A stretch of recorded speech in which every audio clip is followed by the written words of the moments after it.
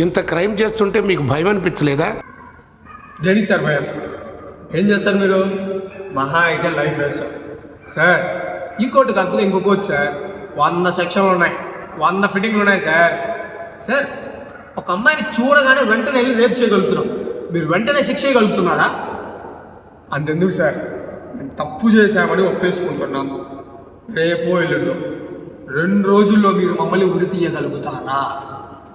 ఆ భారతదేశంలో ఎప్పుడు జరగలేదు. 2 రోజుల్లో ఉరి ఎలా చేస్తామని మీరే అంటారు సార్. సార్, ఆల్రెడీ కంట్రీలో ఉరి శిక్ష పడ్డ ఖైదీలు 52 మంది ఉన్నారు సార్.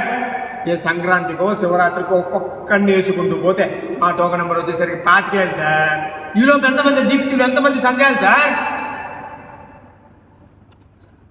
అందుకే సార్ దేశం అంటే అంత ఇష్టం నాకు.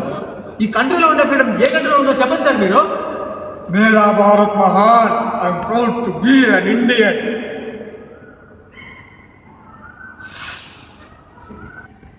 ఇంతెందుకు సార్, మొన్న కోల్కత్తాలో మన ప్రాణాలు కాపాడే డాక్టర్ని అతి కిరాతకంగా రేప్ చేసి చంపేశారు సార్. ఏం చేశారు సార్ ఈ కోర్టులు, పోలీసులు? మీరేం చేయాలి సార్? సార్, తన కళ్ళల్లో గాజు ముక్కలు ఉన్నాయి సార్. తన గర్భాశయంలో 150 గ్రాముల స్పామ్స్ ఉన్నది సార్. అయినా మీరేం చేయరు సార్. అయినా నాలాంటి ఒక్కరు చేశారంటే ఎలా నమ్మారు సార్?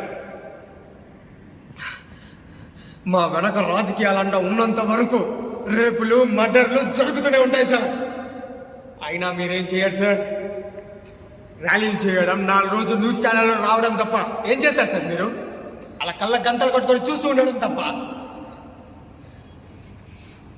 సార్, వీళ్ళందరి ముందు నేను తప్పు చేశానని నిజం చెప్పే దమ్ము నాకుంది. తెల్లారేసరికల్లో మమ్మల్ని ఉరి తీసే దమ్ము మీకుందా?